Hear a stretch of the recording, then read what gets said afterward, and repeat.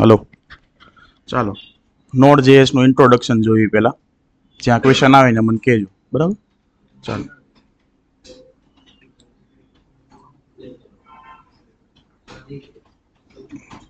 Last સુધી દેખાય છે બધું બધાને? ચાલો, Node.js પહેલા તો શું છે? ઓપન સોર્સ છે. ઓપન સોર્સનો મતલબ શું થાય? બધે અવેલેબલ હોય, બધા બ્રાઉઝરમાં અવેલેબલ હોય. પછી એના સિવાય ફ્રી ટુ યુઝ હોય, બરાબર? ચાલો, ક્રોસ પ્લેટફોર્મ. ક્રોસ પ્લેટફોર્મનો મતલબ શું થાય?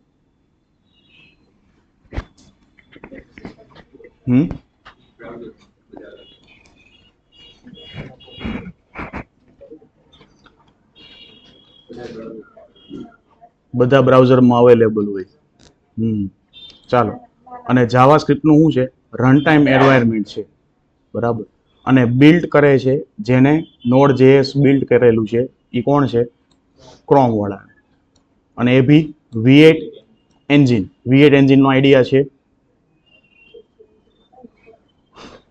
તો ન જ V8 એન્જિન તમને કીધું જ તું, જે શું કરે છે? તમારા નોર્મલ જાવાસ્ક્રિપ્ટ કોડ તમે જે લખો છો, હ્યુમન લેવલ કોડ, એને ટ્રાન્સફર કરે છે મશીન લેવલ કોડમાં. નહોતું કીધું આવું? તો એ કેવું છે? તમારું જાવાસ્ક્રિપ્ટનું એન્જિન છે. ખ્યાલ આવ્યો? ચાલો. It allows you to execute JavaScript code on the server side. Browser side ની, સર્વર સાઇડ રન કરે છે. તો સૌથી પહેલા સર્વરનો મતલબ શું થાય? બધો ડેટા સ્ટોર થતો હોય એ તો ડેટાબેઝ કહેવાય. વેબસાઇટ જે રન થાય એ. સરસ. એના સિવાય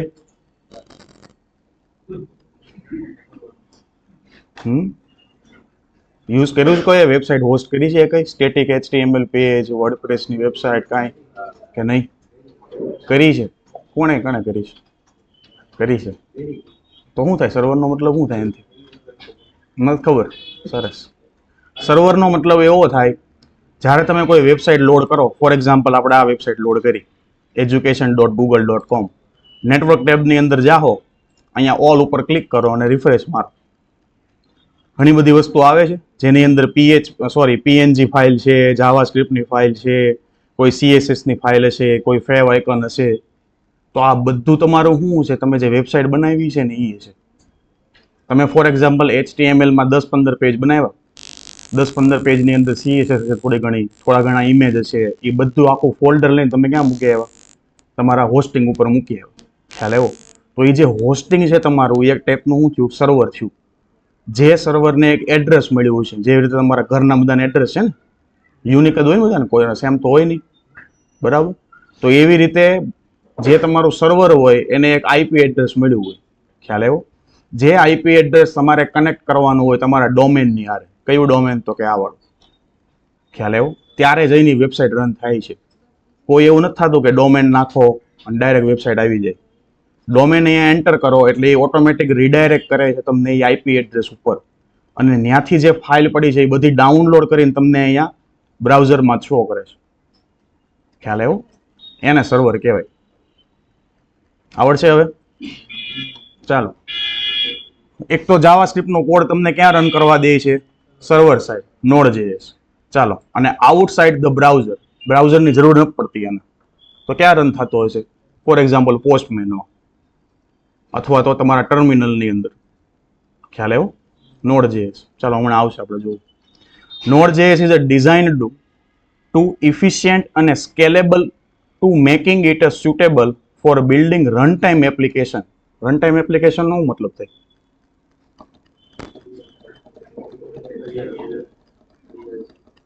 શું રિયલ છે?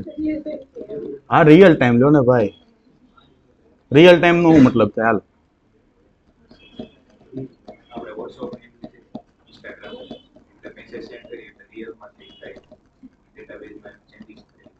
કહી શકો.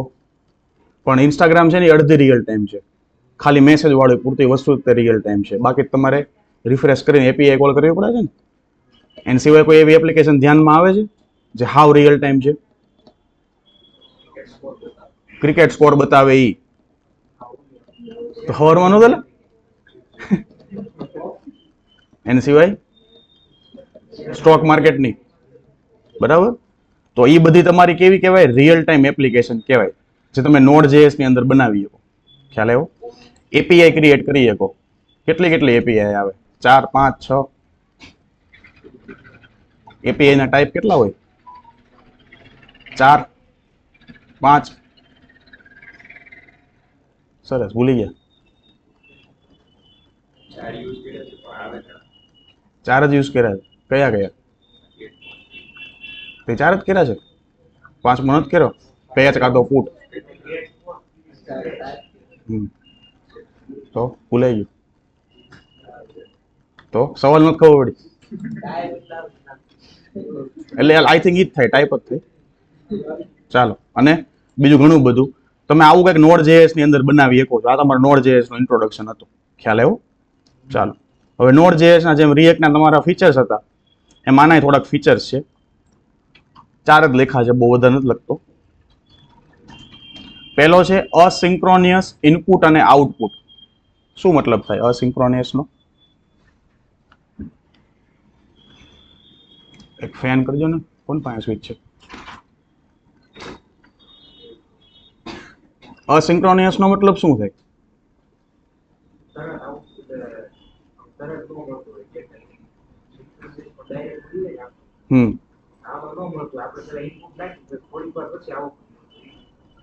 તો એને અસિંક્રોનિયસ કહેવાય. ખબર આવ્યો? ફોર એક્ઝામ્પલ, તમે કોઈ ફંક્શન બનાવ્યું છે જેનું આઉટપુટ થોડાક ટાઈમ પછી આવવાનું છે, તો ત્યાં સુધી જ્યાં સુધી એનો આઉટપુટ નહીં આવે ત્યાં સુધી બીજી બધી લાઈનનો શું કરાવડાવશે? વેઇટ કરાવડાવશે. તો એને અસિંક્રોનિયસ પ્રોગ્રામિંગ કહેવાય. ગોતલે ભાઈ હજી તો તને એક લેક્ચરમાં હું ન પકડું નહીં, હું મારું નામ બદલી નાખું. બોલ, છોડો, હાલો. અસિંક્રોનિયસ ઇનપુટ આઉટપુટનો મતલબ એવો થાય Node.js માટે. હવે ફોર એક્ઝામ્પલ, તમે ફ્રન્ટ એન્ડમાંથી યુઝર નેમ અને પાસવર્ડ સેન્ડ કરો છો Node.js ને, એપીઆઈ ને મતલબ, બરાબર.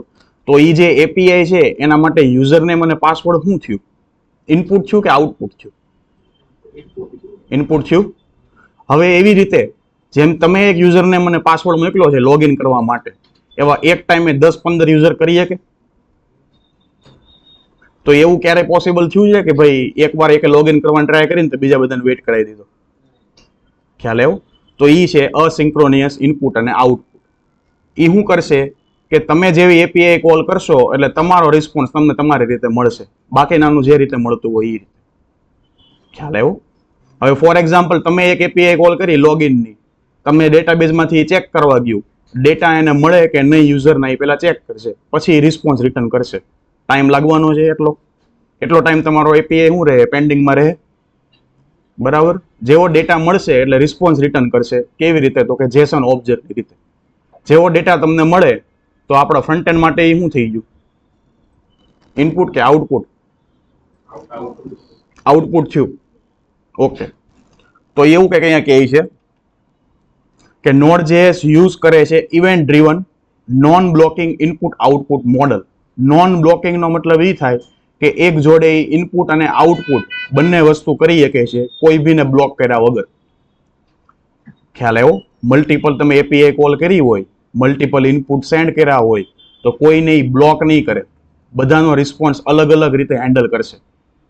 એ સિંગલ થ્રેડમાં તમને વધારે આઈડિયા આવશે. અત્યારે હું કહું છું નહીં. ખ્યાલ આવે છે કે નહીં? ચાલો. This means it can handle multiple connections simultaneously without blocking the execution of other task. થયું એનો મતલબ એવો? શું કહેવા માંગે છે આમાં? પેલા ન ખબર પડી. ચાલો, એવું કહે છે કે જ્યારે તમે મલ્ટિપલ કનેક્શન એટલે એવું સમજો, અહીંયા મલ્ટિપલ એપીઆઈ ની વાત કરે છે, બરાબર. મલ્ટિપલ એપીઆઈ એક આરે કોલ કરો છો ત્યારે બીજા કોઈ એપીઆઈ ને બ્લોક નહીં કરે એક ટાસ્ક ને પૂરું કરવા માટે.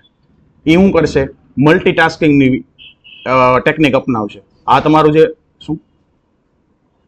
તમારું જે વિન્ડોઝ છે એ કેવું છે? સિંગલ ટાસ્કિંગ છે કે મલ્ટીટાસ્કિંગ છે? શું કામ મલ્ટીટાસ્કિંગ છે? એકારે તમે બે ત્રણ વસ્તુ યુઝ કરી શકો છો. નોટપેડ ઓપન કરી શકો, સોંગ પ્લે કરી શકો, વિડીયો પ્લે કરી શકો. ખ્યાલ આવ્યો? તો એવી જ રીતે અહીંયા એ કહે છે કે મલ્ટિપલ એક્ટિવિટી તમે જે વિન્ડોઝમાં કરો છો એવી રીતે મલ્ટિપલ એક્ટિવિટીને કન્સિડર શું કરો ત્યારે મલ્ટિપલ એપીઆઈ. ખ્યાલ આવ્યો? સર્વર ઉપર હિટ થાય, હવે કોઈ એક્ટિવિટીને કમ્પ્લીટ કરવા માટે બીજી એક્ટિવિટીને બ્લોક નહીં કરે. એ શું કરશે? સાયમન્ટેશનલી બધાની એક્ટિવિટીનો એ રિપ્લાય આપશે. ખ્યાલ આવ્યો? એટલે એ non blocking input output model ઉપર કામ કરે છે અને તમને જે એક્ઝિક્યુશન તમારો ટાસ્ક કરે છે એને કોઈને બ્લોક કરતો નથી. ખ્યાલ આવ્યો? આ એનો પહેલો ફીચર્સ છે. શું? તો કે અસિંક્રોનિયસ ઇનપુટ આઉટપુટ. ડન. ફીચર્સ પૂછશે કોઈ તો એક્સપ્લેન કરતા આવડશે ને? ચાલો. સિંગલ થ્રેડેડ અથવા તો સિંગલ થ્રેડ કોઈ સાંભળ્યું હતું? જાવા લેંગ્વેજ યા સી લેંગ્વેજમાં, સી પ્લસ પ્લસમાં થ્રેડ વિશે કઈ સાંભળ્યું હતું કે નહીં? સિંગલ થ્રેડેડ છે. જાવાસ્ક્રિપ્ટ સિંગલ થ્રેડેડ છે. લાઇન બાય લાઇન રન થાય. સાચું છે? ચાલો. બીજો એવી વસ્તુ એ કઈ એકવી કે Node.js operates a single threaded event loop. આનો શું મતલબ થાય ઇવેન્ટ લૂપનો? ઇવેન્ટનો મતલબ શું થાય એ તો ખબર છે ને? શું કહેવાય ઇવેન્ટને?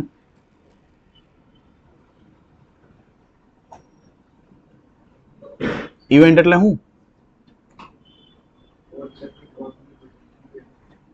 હા તો કોઈ બોલો ને કત તો.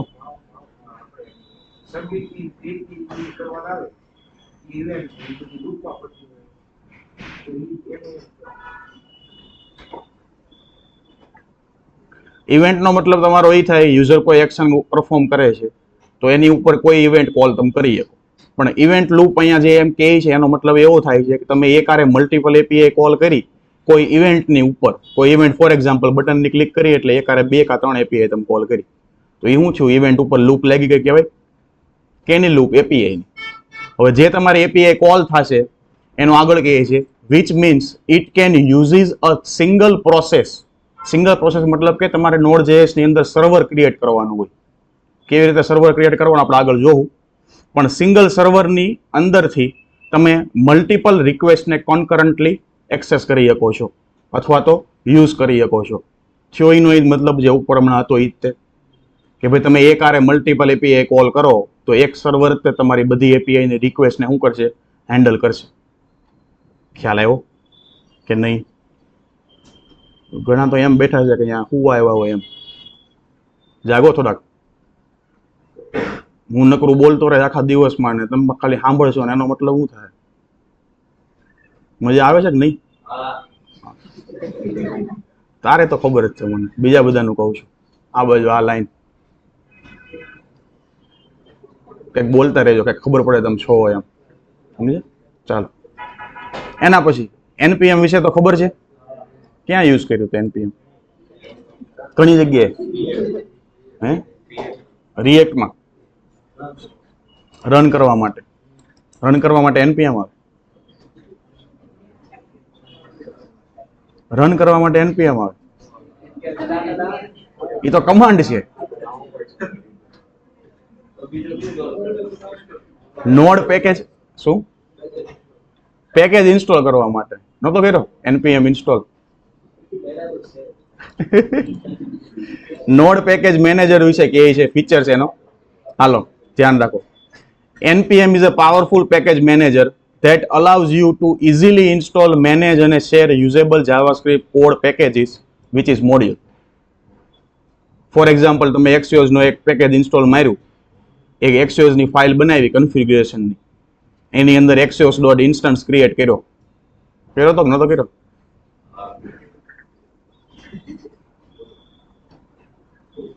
ઇન્સ્ટન્સ ક્રિએટ નતો કર્યો? ખબર નહીં. Axios નો ઇન્સ્ટન્સ આપણે એવી રીતે ક્રિએટ કર્યો હતો કે ખાલી બેઝ URL એમાં નાખી દેવાની, પછી ઈ ઇન્સ્ટન્સ નો પેકેજ યુઝ કરીને આપણે ખાલી ફંક્શન કોલ કરવાના હોય. તો કે જે પેકેજ ફાઇલનું નામ રાખ્યું હોય ફોર એક્ઝામ્પલ axios config, તો axios config.get કર્યો તો ને? કર્યો તો. ચાલો. તો એ તમારો રીયુઝેબલ કોડ થયો. એકવાર ખાલી Axios ને એક પેકેજમાં તમે ઇન્સ્ટોલ મારો, એક જગ્યાએ યુઝ કરો અને મલ્ટિપલ વાળી ફાઇલને તમે વારે વારે કોલ કરો તો એ શું થયું, રીયુઝેબિલિટી થઈ. કોડની રીયુઝેબિલિટી તમે કરો એટલે એનાથી મતલબ શું થાય કે ભાઈ તમારી સાઇટની જે સ્પીડ હોય એ થોડીક ઘટી જાય, મતલબ કે લોડિંગ થવાની ઘટી જાય એટલે આમ ઘટી એટલે. ચાલો, વાસ્ટ ઇકોસિસ્ટમ, તો કે Node.js પાસે બહુ બધા શું છે, લાઇબ્રેરી છે, બરોબર. Vast rich ecosystem of library and frameworks. Frameworks ઘણા બધા છે Node.js પાસે, જેમ કે પહેલું છે Express.js, બરોબર. એના સિવાય ઘણા બધા છે. Making it suitable four wide range of application. Wide range of એપ્લિકેશનનો મતલબ કે તમારે કોઈ મોટી એપ્લિકેશન બનાવવી હોય તો એ તમે Node.js ની અંદર બનાવી શકો છો. ખ્યાલ આવ્યો? ચાલો, એના પછી પહેલું છે Node.js ની પહેલી એપ બનાવવી. તમારે Node.js ની એપ બનાવવી હોય તો સૌથી પહેલા જે બી તમે ફોલ્ડર બનાવ્યું હોય, ફોર એક્ઝામ્પલ આને ફર્સ્ટ ડે નું બનાવ્યું છે, ત્યાં જઈને તમારે કમાન્ડ ફાયર કરવાનો. કમાન્ડ આવશે npm init -y કરો તો ચાલશે, નો કરો ને તોય હાલે, પણ બે ના અલગ અલગ મતલબ છે. લખી લો.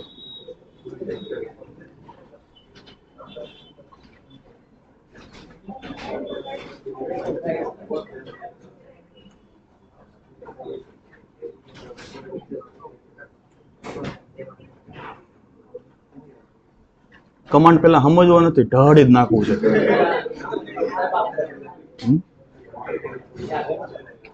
સમજીને લક્ષણ તો આવડશે. ઘણા ખબર ને npx માં શું કરતા હતા, ખ્યાલ આવ્યો? ચાલો, npm નો તો આઈડિયા છે જ તમને, કેવી રીતે npm આવી જાય સિસ્ટમમાં. Node.js તમે ઇન્સ્ટોલ મારો એટલે npm આવી જવાનું છે. પછી છે init, તાકી એ ઇનિશિયલાઇઝેશન કરશે. કોનું?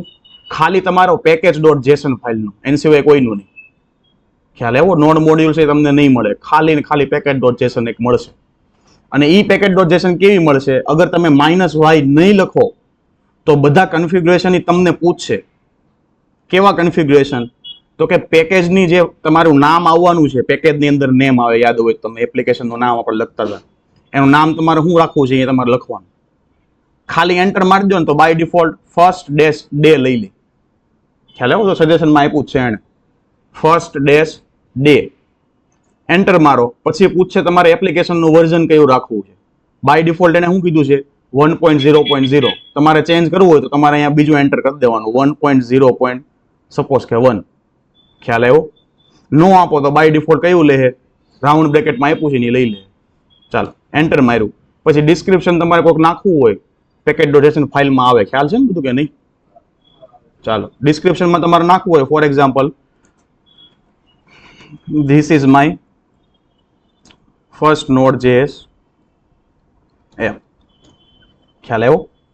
હવે Node.js ની તમારી જે એપ્લિકેશન છે એનો તમે એન્ટ્રી પોઈન્ટ કયો બનાવવા માંગો છો?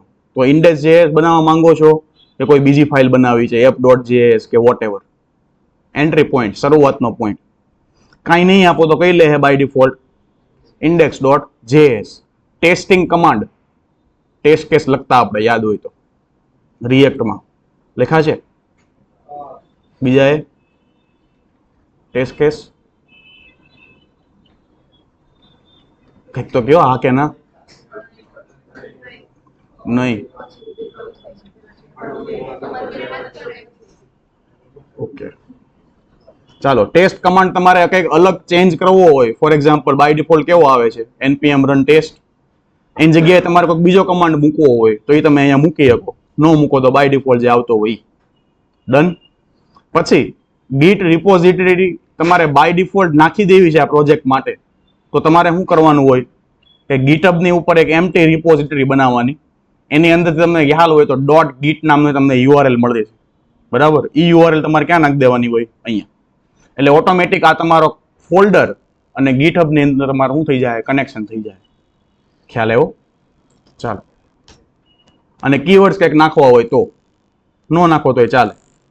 ઓથરનું નામ, તમારું નામ નાખવું હોય તમારું નામ, કંપનીનું નામ નાખવાનું હોય તો કંપનીનું નામ. એના પછી લાયસન્સ કયું યુઝ કરો છો? બાય ડિફોલ્ટ તમને ઓપ્શન આપશે જ તે ISC. બરાબર. એન સિવાય એક બીજું આવે MIT, એ નાખવું હોય તો એ નાખી દેવાનું. હવે તમને એ ઓપ્શન દે પ્રિવ્યુ કરવાનો કે તમારી પેકેજ ડોટેશન કંઈક આવી બનવાની છે.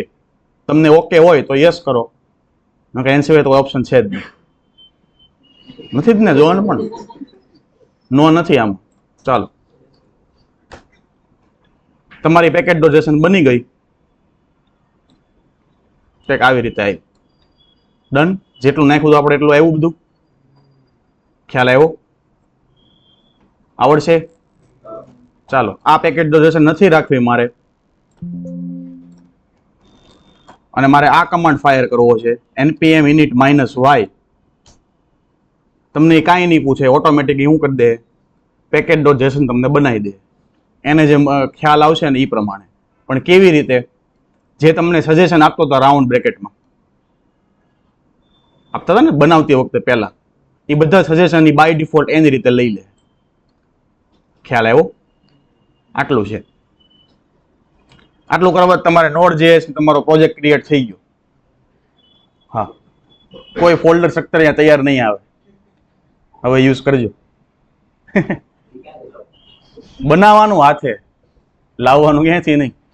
ચાલો, ફોર એક્ઝામ્પલ પહેલી ફાઇલ બનાવી આપણે index.js.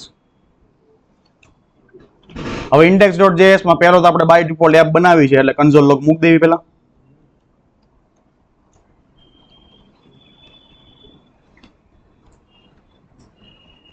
હેલો. હવે આ એક એપ બની index.js વાળી. હવે અહીંયા કેવું થાય Node.js માં કે આખી એપ રન થાય અને ખાલી સિંગલ ફાઇલે રન થાય. ખ્યાલ આવ્યો? ફોર એક્ઝામ્પલ મારે આ index.js વાળી ફાઇલ છે ને રન કરવી છે, તો બ્રાઉઝરમાં થવાની નથી, Node.js છે એટલે તમારે શું કરવું પડશે? અહીંયા કમાન્ડ મારવો પડશે. node સ્પેસ જે ફાઇલ રન કરવી હોય એનો પાથ. ફોર એક્ઝામ્પલ index.js ક્યાં છે? અત્યારે કરંટ ફોલ્ડરમાં છે. તમારે ખાલી શું લખવું પડશે? index.js. ફોર એક્ઝામ્પલ આ જે index.js છે એ કોઈ ફોલ્ડરની અંદર હોત તો પહેલા અહીંયા ફોલ્ડરનું નામ લખવું પડત, સ્લેશ કરીને તમારે શું કરવું પડત? index.js. ખ્યાલ આવ્યો? ચાલો, રન કરશો એટલે તમારો કન્સોલ લોગ આવી જાય. ડન. આવડશે આટલી એક એપ બનાવતા બધાને? ચાલો, એના પછી Node.js છે ને અમુક package by default built in આપે છે. પહેલું છે FS નામનું, આને તમારે ઇન્સ્ટોલ ન કરવું પડે, બાય ડિફોલ્ટ તમને મળી જાય. બીજું છે HTTP નામનું, આનાથી તમારું સર્વર ક્રિએટ થાય વિધા ખાલી HTTP માં, HTTPS સિક્યોર વાળામાં નહીં.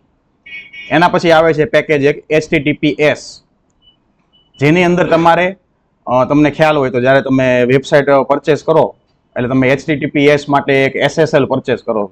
ઘણા બાય ડિફોલ્ટ આપી દે છે ફ્રીમાં, અને ઘણાને પૈસા ભરીને SSL લેવું પડે. આઈડિયા છે કાંઈ કે નહીં? HTTPS વેબસાઇટ હોય, આગળ લોક આવે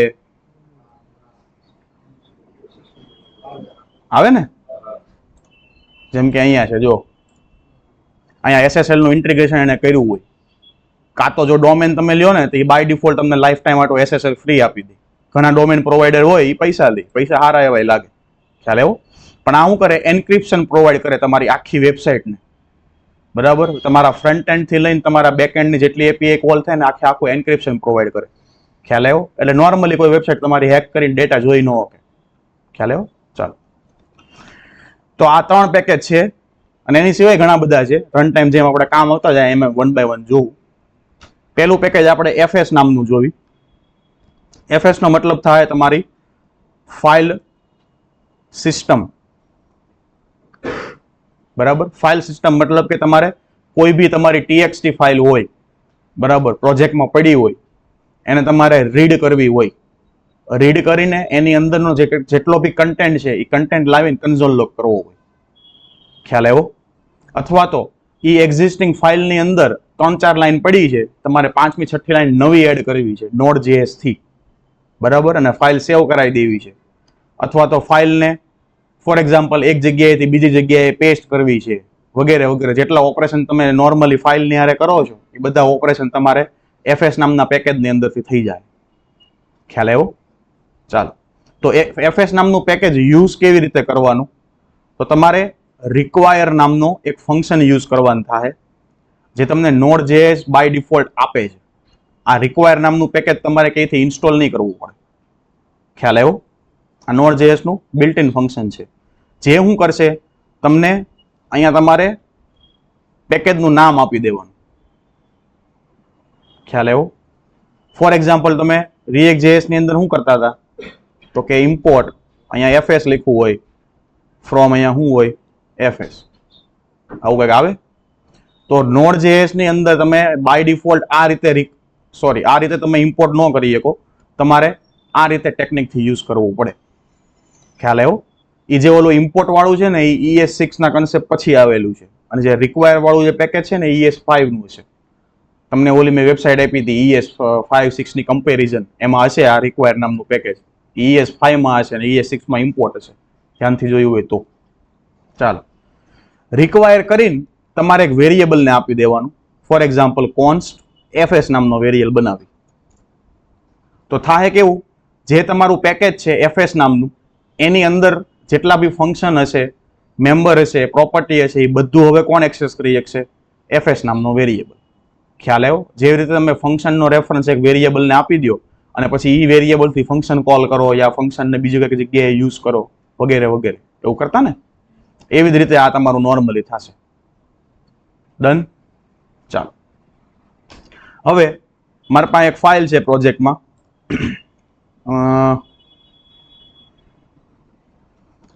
example.txt નામની. બરાબર? આની અંદર મેં લખેલું છે content, hello this is my txt file. Ready? હવે આ કન્ટેન્ટ મારે ક્યાં લાવવો છે? Node.js માં લાવવો છે. તો એ Node.js માં લાવવા માટે તમારે fs નામના પેકેજનો યુઝ કરવો પડશે, જે ક્યાંથી આવશે? રિક્વાયર કરીને fs નામના પેકેજમાંથી. ડન? ચાલો, એના પછી fs પાસે ઘણા બધા ફંક્શન્સ છે. રેડી? હમણાં હું તમને બતાવું બીજા બધા ફંક્શન. પહેલું ફંક્શન છે ફાઇલ રીડ કરવા માટે, રીડ ફાઇલ. કયું ફંક્શન? રીડ ફાઇલ, જેની અંદર તમારે 3 પેરામીટર આપવાના. પહેલા પેરામીટરની અંદર પાથ. કયો પાથ? કે તમારે કઈ ફાઇલને રીડ કરવી છે.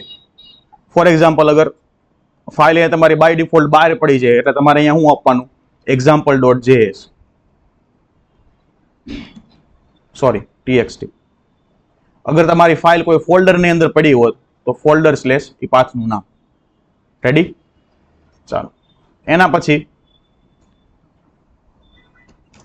બીજી તમારે પેરામીટર ઈ આપવાનો કે તમારી જે ફાઇલ છે, બરાબર, એ શેની અંદર બાઇન્ડ થયેલી છે, અથવા તો ફાઇલનું એન્ક્રિપ્શન મોડ કયો છે. બાય ડિફોલ્ટ તમારે જો txt ફાઇલની બધી હોય, એનો એન્ક્રિપ્શન મોડ જે હોય ને એ UTF-8 હોય. ખ્યાલ આવ્યો? એટલે txt ફાઇલ જ્યારે તમે એક્સેસ કરવા જતા હો ને, તો એનો એન્ક્રિપ્શન મોડ જે હોય ને UTF-8 હોય. ખ્યાલ આવ્યો? એટલે તમારે અહીંયા એન્ક્રિપ્શન મોડ આપવાનું. એન્ક્રિપ્શન મોડ ઘણા બીજા બધા હોય, જેમ કે ASCII, base64, base64 URL, આ બધી ટાઈપની અલગ અલગ ફાઇલ તમે બનાવી શકો. ખ્યાલ આવ્યો? સિસ્ટમમાં હોય. ડન? ચાલો, એના પછીનો પેરામીટર ઈ આપવાનો તમારો અસિનોનિમસ ફંક્શન, અને જે શું હશે? રીડ ફાઇલનો કોલબેક ફંક્શન હશે.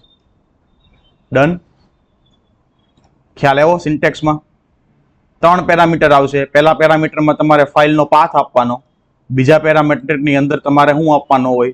UTF-8, મતલબ કે ફાઇલનું એન્ક્રિપ્શન ટાઈપ શું છે ઈ, અને એના પછી તમારે શું આપવાનું હોય? અસિનોનિમસ તમારું ફંક્શન. ભાઈ લખવામાં એટલી બધી જરૂરી નથી, બધું તમને અહીંયા આપ્યું જ છે મેં નીચે.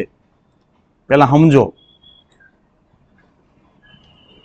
આ જો આખો એક્ઝામ્પલ જે કરાયો છે ને,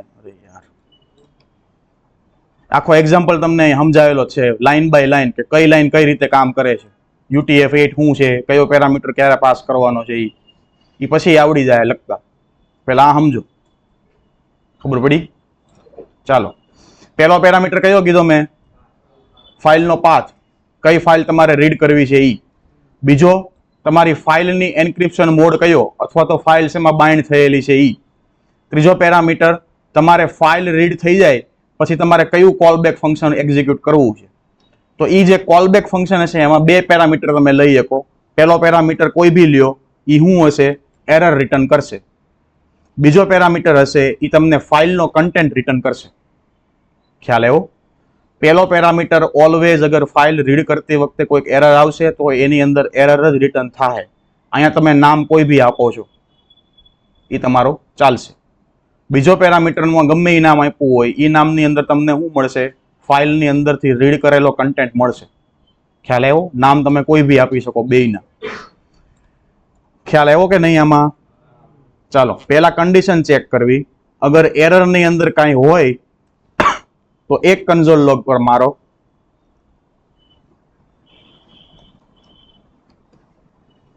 એ કન્સોલ લોગમાં કયો કે ભાઈ એરર શું છે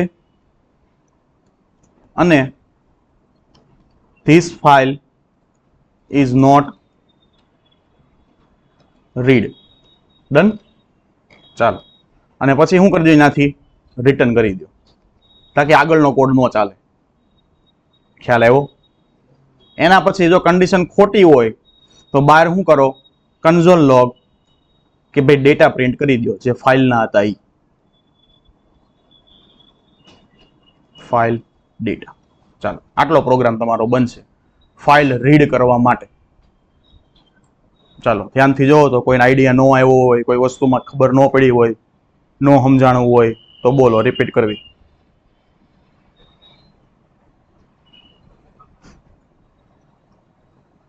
બોલો. ખ્યાલ આવી ગયો? 2 દી પછી ભૂલાઈ જાય. ચાલો વિડીયો તમારો લગભગ 2 દી જશે. સેવ કરી લેવો.